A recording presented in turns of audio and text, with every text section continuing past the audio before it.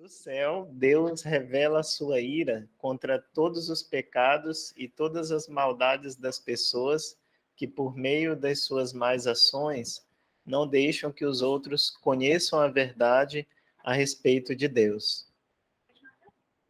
Deus castiga essas pessoas porque o que se pode conhecer a respeito de Deus está bem claro para elas, pois foi o próprio Deus que lhes mostrou isso.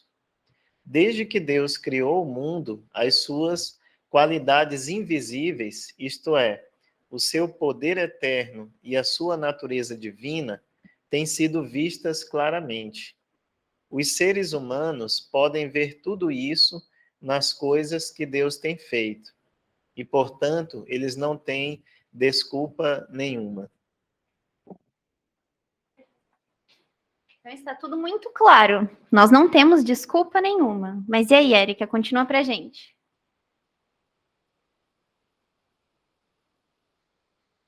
Eles sabem quem Deus é, mas não lhe dão a glória que ele merece e não lhe são agradecidos. Pelo contrário, os seus pensamentos se tornaram tolos e a sua mente vazia está coberta de escuridão. Eles dizem que são sábios, mas são tolos. Em vez de adorarem ao Deus imortal, adoram ídolos que se parecem com seres humanos, ou com pássaros, ou com animais de quatro patas, ou com animais que se arrastam pelo chão. Por isso, Deus entregou os seres humanos aos desejos do coração deles, para fazerem coisas sujas e para terem relações vergonhosas uns com os outros. Eles trocam a verdade sobre Deus pela mentira e adoram e servem a coisas que Deus criou, em vez de adorarem e servirem o próprio Criador, que deve ser louvado para sempre. Amém. Então quer dizer que era pra gente adorar e a gente tá adorando a coisa errada. Mas vamos lá, Amanda.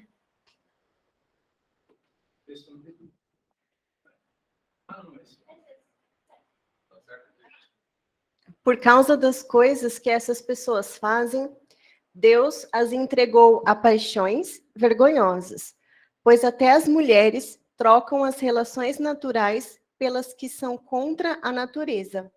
E também os homens deixam as relações naturais com as mulheres e se queimam de paixão uns pelos outros.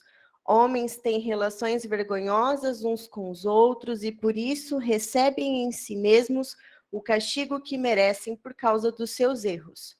E como não querem saber do verdadeiro conhecimento a respeito de Deus, ele entregou os seres humanos aos seus maus pensamentos, de modo que eles fazem o que não devem.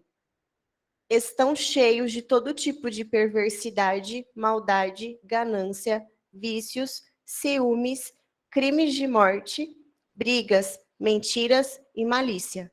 Caluniam e falam mal uns dos outros. Têm ódio de Deus e são atrevidos, orgulhosos e vaidosos. Inventam maneiras de fazer o mal. Desobedecem aos pais. São imorais. Não cumprem a palavra. Não têm amor por ninguém e não têm pena dos outros. Eles sabem que o mandamento de Deus diz que aqueles que fazem essas coisas merecem a morte, mas mesmo assim continuam a fazê-las. E pior ainda, aprovam os que fazem as mesmas coisas que eles fazem. Para quem devo, né? Antes da gente pensar ainda um pouquinho sobre isso, deixa eu lembrar um detalhezinho que deste contato que tive essa semana com a Cris, que eu esqueci. Né? Sabe aquele povo que esteve lá na sua casa procurando e perseguindo cristãos e que adentraram o seu apartamento? Pois bem, nessa semana passada, ela estava no pátio, ali no condomínio do seu prédio, e ela gosta muito de crianças, estava brincando com as crianças, etc e tal. E quando ela percebeu, estava ali presente, e era um dos moradores, ela não sabia. exatamente aquele indivíduo que esteve no seu apartamento. E uma das crianças, filho dele. Diz que ela gelou inteirinha, né? E a oração é para que Deus seja misericordioso. Deus faz essas coisas. Deus, pelo seu Espírito, tece certas situações que a gente não é capaz de entender, né? Mas elas contribuem para a sua glória. E ela está pedindo que a gente ore por isso. Porque ela mora num lugar de segurança. Exatamente porque mora num lugar de segurança aqueles que cuidam da ostensividade aos cristãos também moram lá. Essa é uma descoberta que ela fez agora, nessa semana. Então, imaginem a tensão que é viver num contexto desse. Que Deus seja muito misericordioso. Muito bem. Então, a gente vai pensar um pouquinho agora sobre esta pergunta, né? Para quem devo? Para quem devo? E ao pensarmos sobre esta pergunta, nós estamos tomando esse texto, né, que é o texto de Romanos, que é um texto praticamente autoexplicativo, não é verdade? E eu preferi essa versão na linguagem de hoje, porque ela é mais clara ainda do que a versão mais clássica, né, como Revista Atualizada e outras, né? Para quem devo? É uma pergunta que também nos obriga a fazer duas outras perguntas. Por que devo e o que devo? Essas perguntas, elas precisam ser consideradas à luz da expressão da primeira parte do texto que lemos. Do céu, e a Amanda deu muita risada, né? Do céu, Deus revela a sua ira contra todos os pecados e todas as maldades das pessoas. Ira, né? Raiva, desprezo, ódio. E eu não sei se é disso que a Amanda riu, porque parece uma contrariedade, mas Deus tem ódio? Deus tem raiva? Deus tem ira? Bom, esse texto e tantos outros na Bíblia falam que sim. Que o Deus, que é um Deus de amor, é um Deus também que tem raiva, tem ódio, tem desprezo, tem ojeriza por algumas coisas. Bom, o que está implícito nessa questão para quem devo é que alguém me facilitou a vida, alguém me socorreu, alguém me resgatou e me ajudou numa situação diante da qual eu nada mais poderia fazer, a não ser que tal pessoa fizesse por mim, em meu lugar. Vamos imaginar que eu esteja num prédio e à noite, dormindo, e esse prédio começa a pegar fogo, e de repente eu não tenho outra alternativa, a não ser que os bombeiros cheguem e me resgatem, tanto das chamas como de uma eventual morte. É exatamente essa ideia de ser resgatado, né? De ter sido salvo, exatamente essa ideia que caminha junto com a ideia de salvação nas Escrituras. E neste caso, somos salvos da expressão primeira do texto, salvos da ira, salvos da raiva, salvos do ódio de Deus. E também salvo, como o texto descreve, das minhas próprias imbecilidades. Aí, eu estou olhando aí para muitos de vocês, e vocês estão perguntando, mas nem todo mundo é imbecil. Bom, se você pensa desse jeito, você já está sendo imbecil. Porque a imbecilidade toma conta de nós. E o significado bíblico para a salvação, na sua forma mais simples, exatamente isso. Resgatar de uma situação perigosa ou ameaçadora. E neste caso, essa situação ameaçadora é exatamente a ira de Deus. Vamos pensar um pouquinho sobre isso, né? Preciso ser salvo de um perigo muito maior do que aquele de eu estar lá no prédio, né, pegando fogo, né? Quer dizer, isso implica numa salvação muito mais drástica, muito mais profunda. Ser salvo da ira de Deus. Mas para entendermos o que significa essa ira, a gente precisa voltar um pouquinho na história humana, né? Vamos voltar um pouquinho para a cosmovisão cristã. É uma coisa que está claro no coração de vocês, mas vale a pena a gente recordar, né? Quando nos assentamos à mesa do Senhor, ele fala para a gente recordar. Conta novamente a história. Eu me lembro dos meus filhos, quando pequenos, contava a mesma história toda noite eles pediam, conta outra vez, né? Então, história é para isso, para ser contada, né? E quando a gente olha assim, em algum momento da história, Deus, na sua infinita graça, resolveu criar a humanidade, né? Criar o ser humano. E ele fez isso para compartilhar a essencialidade da comunidade trinitária, né? Do Deus Pai, Deus Filho e Deus Espírito Santo, que se expressa numa relação muito íntima de amor e de proximidade, né? Então, esse homem e essa mulher, essa humanidade que Deus criou, ele a criou na sua semelhança e para que eles pudessem viver nessa relação bendita do amor de Deus. Mas, olhando ainda para a cosmovisão cristã, a gente vai se lembrar que lá pelo capítulo 3 de Gênesis, essa história mudou. Estão lembrados disso? Essa história mudou. O homem e a mulher resolveram amar mais a si mesmos do que a Deus, né? E porque desobedeceram, a partir daquele momento aconteceu uma ruptura, né? E os pensadores, os teólogos, os estudiosos dizem que eles participaram da queda do seu estado, da queda da sua natureza, da queda daquela situação para a qual Deus os havia criado, para se relacionarem intimamente com Deus, né? E esta queda, evidentemente, traz como consequência o afastamento de Deus. Joga-se sobre a humanidade uma relação de injustiça, né? Porque o conceito de justiça é exatamente o conceito de relacionamento com Deus. E estando em injustiça é porque está fora desse relacionamento. E quando a gente está fora desse relacionamento, a gente não consegue fazer nada certo, por mais que a gente se esforce.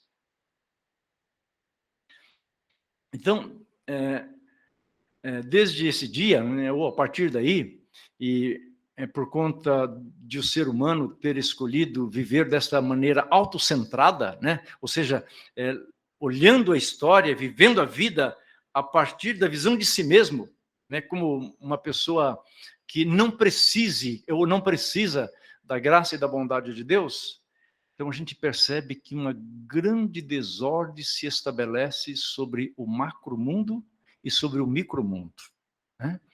E a gente não precisa fazer muito esforço para perceber isso, né? A gente está aqui olhando século XX, século XXI, a gente está olhando para o leste europeu. Como? Pessoas inteligentes, lúcidas, né, do suprassumo da humanidade, em termos de conhecimentos científicos. Gente, numa guerra genocida, desastrosa, severa. Não é? Agora, o que é interessante quando olhamos a vida da perspectiva cristã, a gente percebe que mesmo no meio de toda a desordem humana, Deus não abandona o barco, né? Mesmo em que todo mundo esteja remando o contrário, Deus não salta dentro d'água e sai do barco. Pelo contrário, né? Qual pai amoroso que se relaciona com seus filhos e busca corrigir os seus caminhos e ajudá-los a encontrar a maneira certa de viver? Deus é assim conosco, né? Ele não quer que seus filhos vivam de maneira desordenada, desorganizada, mas isso significa que ele não é um Deus passivo. Se ele fosse um Deus passivo, ele não seria um Deus digno de crédito. Se Deus não fosse capaz de odiar, nós não deveríamos olhar para ele. Por quê? Porque o texto nos diz exatamente isso, que esta ira se manifesta de cima, ela tem procedência divina. Agora, tem uma coisa interessante, viu, Amanda? Deus não fica irado como é manifestada a ira humana. Aí a gente pode dar risada mesmo, né? A gente pode rir, o riso de Sara, o riso da graça, né? Por quê? Porque a ira de Deus não é como a nossa ira. A nossa ira é marcada e dirigida por quê? É dirigida pelo pecado, é dirigida pelo orgulho, é dirigida pela vingança, é dirigida por uma raiva irracional, incompreensível. Deus se ira, sim, mas de uma maneira amorosa e pura. Deus se ira, sim, de uma forma redentiva. Deus se ira de uma forma misericordiosa, ainda que isso pareça ser totalmente paradoxal. E eu escrevi a ira misericordiosa de Deus. Por toda a Bíblia, a gente pode ver Deus se irando contra a humanidade, mas também lhe dando chances para mudar o seu caminho.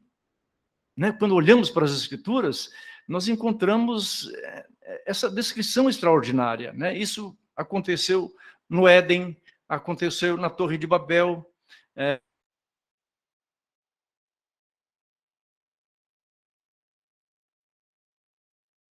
A ira de Deus manifesta a sua misericórdia. Por exemplo, quando Deus se ira contra a atitude de Adão e Eva, né, em desobedecê-lo, em não guardar a sua lei, em querer ouvir e obedecer uma voz estranha, que não era a voz de Deus. Deus ficou indignado, sim, ficou irado. E quando muitas vezes é contada essa história, se conta da pergunta que Deus fez: Adão, onde é que você está?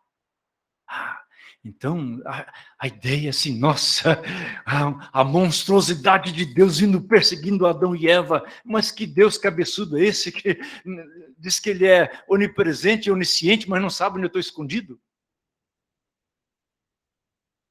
Mas é uma pergunta cheia de ira misericordiosa, porque quando ele pergunta, Adão, onde estás?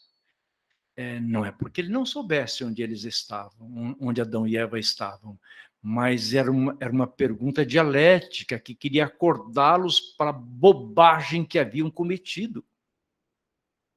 E mesmo assim, o que é que Deus faz?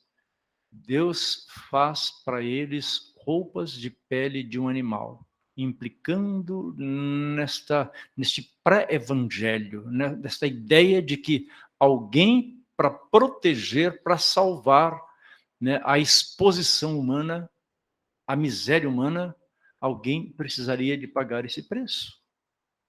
Então, o sacrifício para tirar a pele, para fazer a roupa para Adão e Eva, era uma expressão deste cuidado, desta ira misericordiosa de Deus. Bem, agora, o texto que nós lemos, o texto aqui da nossa reflexão, ainda que ele seja autoexplicativo, eu quero destacar que ele faz uma denúncia de um ser humano que insiste no abandono de seu relacionamento com Deus. Insiste. Sabe, é uma insistência determinada.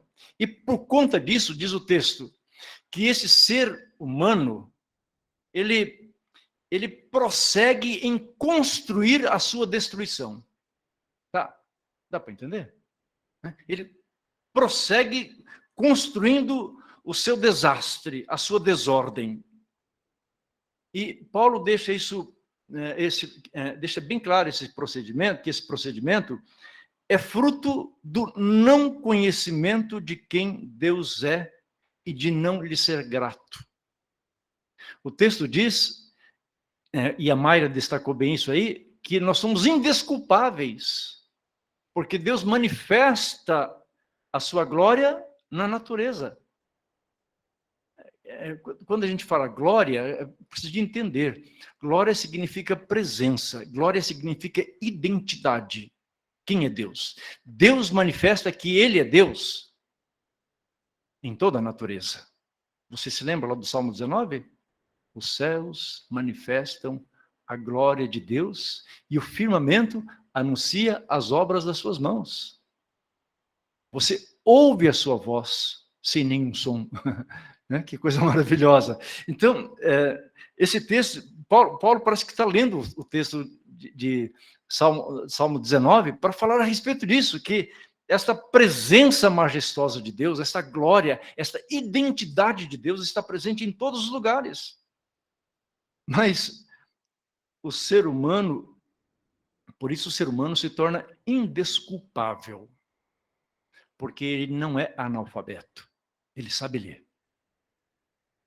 A presença de Deus, a sua palavra, está presente em todos os lugares. Né? Então, é interessante pensar nisso, porque este ser humano necessita ser salvo e apesar... o que eu escrevi aqui, gente do céu? Não estou conseguindo ler. Necessita ser salvo e apesar de saber o que é certo e errado, assim, ele prefere seguir a sua vontade pecaminosa. Apesar de saber, né, o que deve fazer, não faz. Apesar de ler as escritas da criação e perceber a presença do seu ator, que é Deus, ignora e segue os seus próprios pensamentos. Eu estava pensando nisso e estava lembrando, eu não sei se eu posso emitir esse juízo, mas eu acho que todo cientista honesto, os cientistas aí me ajudem, que tem alguns cientistas aqui no nosso meio, né? Mas todo cientista honesto, ele chega a um lugar em que ele não tem para onde sair. Ele tem que dizer, não, as coisas são muito justas, muito perfeitas, há um ajuste fino de toda a realidade da natureza, não existe como não admitir a glória, a identidade de alguém que é mais do que a própria natureza. Agora, por causa dessa desistência, ou melhor, dessa resistência e dessa rebeldia contumaz, diz Paulo, Deus entregou o ser humano a si mesmo, e por isso ele tem chegado a esta autodestruição e degeneração do seu próprio corpo, né? Até as raias da degeneração do seu próprio corpo. Por isso, Deus, diz Paulo, entregou os seres humanos aos desejos do coração deles para fazerem coisas sujas e para terem relações vergonhosas de uns para com os outros. Eu não vou entrar aqui em mérito de que você defende ou condena essa questão, mas o que Paulo está dizendo é o seguinte, que a resistência à palavra de Deus, que é clara, né? A resistência de identificar quem é Deus presente na natureza, e mais um ponto. E Paulo diz, e não lhe ser grato. O que é ser grato? É reconhecer quem nós somos, como fomos criados, e reconhecer em nós a própria glória de Deus, a própria presença de Deus. Quando nós não reconhecemos isto, nós damos vazão aos nossos sentimentos e a vozes estranhas. Criamos ídolos para colocar no lugar de Deus. Nós passamos a adorar a natureza, as coisas, e tornando Deus um animal de 4 patas, a pior, um rastejador, um inseto rastejante. Por quê? Porque nós precisamos de ter domínio sobre isso. Não é Deus que tem domínio sobre nós que temos que ter domínio sobre esse Deus. Por isso nós criamos um Deus à nossa imagem e à nossa semelhança. Nós criamos um ídolo. E não tenha dúvida que a ciência hoje é um ídolo. A ciência, e a gente precisa de olhar para a ciência como uma dádiva do Criador, mas ela não é Deus. Ela não é a última palavra. Ela não prova tudo. Ela não responde a tudo. Não é? Então, Paulo está dizendo que quando quando o ser humano entregue a si mesmo, chega a esse estado, ele afeta uma essencialidade do seu relacionamento, que é a sua sexualidade. Ela fica transtornada. Né? E assim, e Paulo deixa bem claro, né? Chega ao ponto de que na humanidade a mulher é aquela que tem as melhores reservas morais. E Paulo começa a dizer a respeito das mulheres, que elas acabaram se entregando umas às outras, e também os homens.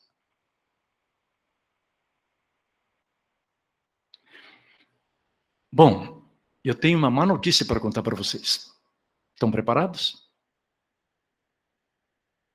Esta realidade atinge a todos e em todo o tempo.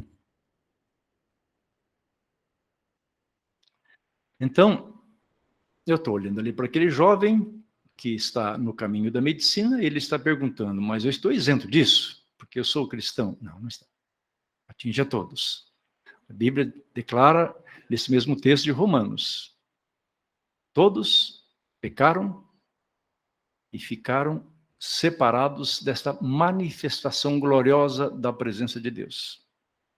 Isso quer dizer que todos são alvos da ira divina, da ira de um Deus que tem ódio. Ódio pelo que fazemos em desconformidade com seus propósitos. Que odeia ver sua criatura feita à sua imagem e à sua semelhança, andando pelos caminhos da degradação, conforme o texto da nossa mensagem e aquele texto que a Amanda leu. E como não querem saber do verdadeiro conhecimento a respeito de Deus, ele entregou os seres humanos aos seus maus pensamentos, de modo que eles fazem o que não devem. Estão cheios de toda perversidade, maldade, ganância, vícios, ciúmes, crimes de morte, brigas, mentiras e malícia. Caluniam e falam mal uns dos outros. Têm ódio de Deus e são atrevidos, orgulhosos e vaidosos. Inventam maneiras de fazer o mal, desobedecem aos pais, são imorais, não cumprem a palavra, não têm amor por ninguém, não têm pena dos outros. Vocês já viram alguém praticando tais coisas? Vocês já viram pessoas identificadas com isso? Se você não conseguiu ver, eu vou te dar uma dica.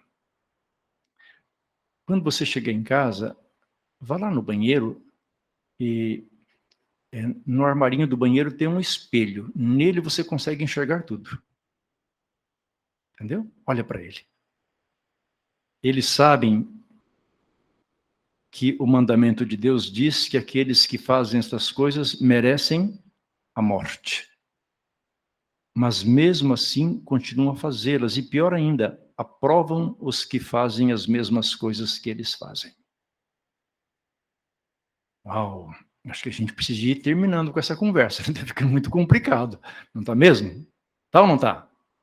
Eu acho que está ficando. Isso significa que o ser humano entregue a si mesmo está irremediavelmente perdido e nada pode fazer por si mesmo a não ser continuar pecando, se degradando. Além de ele não poder se salvar, ninguém pode salvá-lo, nem ele mesmo, nem outras pessoas podem salvá-lo desta ira de Deus, nem mesmo um anjo. Jesus afirma lá em Mateus 25:46, que estes irão para o castigo eterno. Negócio complicado, né, de a gente olhar para isso, mas está escrito, Jesus falou isso, cara, quem sou eu para discutir com ele? Pois a ira do Deus infinito e poderoso é coisa séria, e este não é um cenário facilitador, pelo contrário, é um cenário bem desesperador. somente Deus pode nos salvar. Porque a gente está tratando para quem devo, né? Então, somente Deus pode nos salvar. De acordo com as Escrituras, a salvação é do Senhor. Salvação não é uma iniciativa humana. Os seres humanos não podem se salvar. Os seres humanos estão falidos. Eu sei que tem aqui alguns pensadores, filósofos, lógicos, estão dizendo assim, mas como? Se a ira vem de Deus, como? Só Ele pode nos salvar dele mesmo? Exatamente isso. Os seres humanos estão falidos. A salvação é obra divina, que é realizada e aplicada por Deus. Somos salvos pelo Senhor e somos salvos do Senhor.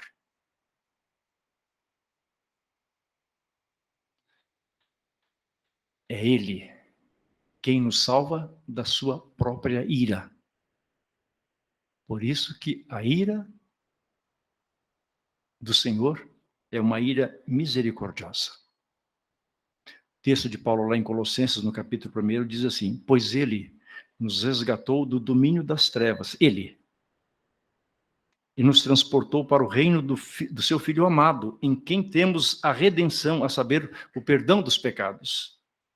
Ele, Jesus, é a imagem do Deus invisível, o primogênito de toda a criação, pois nele foram criadas todas as coisas nos céus e na terra, as visíveis e as invisíveis, sejam tronos ou soberanias, poderes ou autoridade, todas as coisas foram criadas por Ele e para Ele. Ele é antes de todas as coisas, e nele tudo subsiste, pois ele nos resgatou do domínio das trevas e nos transportou para o reino do seu Filho amado, em quem temos a redenção, a saber, o perdão dos pecados. Ele é a imagem do Deus invisível, o primogênito de toda a criação, pois nele foram criadas todas as coisas nos céus e na terra, as visíveis e as invisíveis, sejam tronos ou soberanias, poderes ou autoridades, todas as coisas foram criadas por ele e para ele. Ele é antes de todas as coisas e nele tudo subsiste. Para quem devo? Devo tudo a ele. E a gente vai aproveitar o estênio, né? E vamos cantar. Como que a gente vai cantar? É nele. É nele. Então nós vamos pegar a poesia do estênio, vamos trazer isso para dentro do nosso coração. É nele. É nele que está toda a nossa gratidão. É nele. Nós não devemos mais a culpa, mas devemos a gratidão para ele.